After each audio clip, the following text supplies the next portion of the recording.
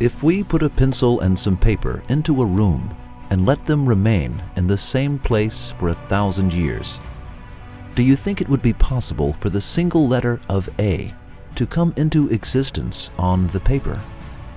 Or if we put a piece of wood, some nails, and a hammer, and again let them remain there for 1,000 years, do you think it would be possible for a table to form on its own in that 1,000 years?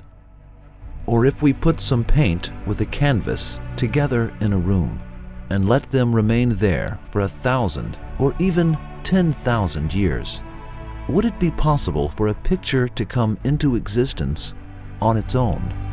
Or let us ask it this way: can anyone convince you that the single letter of A, a table, or a picture can come into existence by mere coincidence?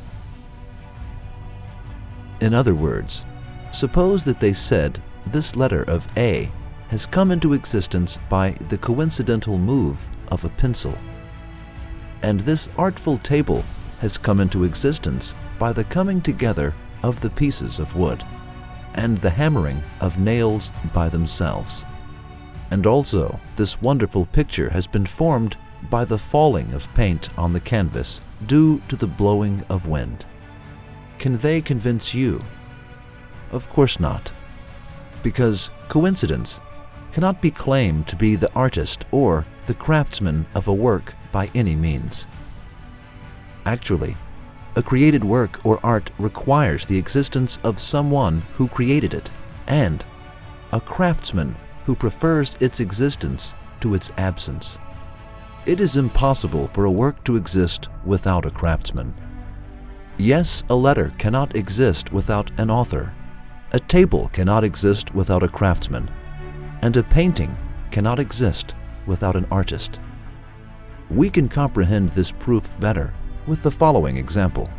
Imagine that you pick up a piece of paper and a pen. You write A on the paper. It has been created later.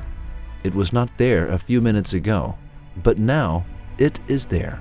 The letter A did not exist a few minutes ago, and yet now it exists.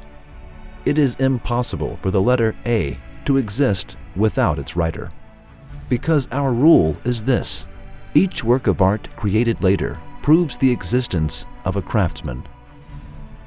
Who created it and who prefers its existence to its absence?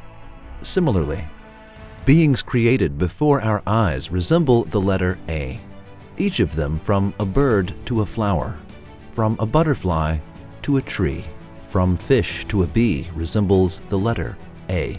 And maybe they do not resemble A, but a book. As even a single letter of A needs a creator in order to come into existence, and as it cannot exist on its own, it is, of course, impossible for all the innumerable beings in the universe to exist on their own. Just as a single letter of A proves the existence of its writer and shouts out with its own existence the existence of the writer, so too do innumerable beings, each of which resemble a book, prove the existence of their writer, who is God, and they indicate God's existence with their own existence. Now, how can one who agrees that a letter cannot exist without its writer, that a painting cannot exist without its artist, and that an act cannot exist without its doer, conclude that this book of the universe exists without its author, that the lively scenes in it are without their owner, and that all these acts occurring in the universe are without their doer?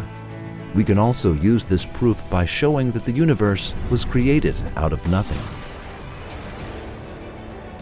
Just as in the example of letter A, the universe did not exist once upon a time, and it was created later. As everything created later needs a creator, so the universe must have a creator too.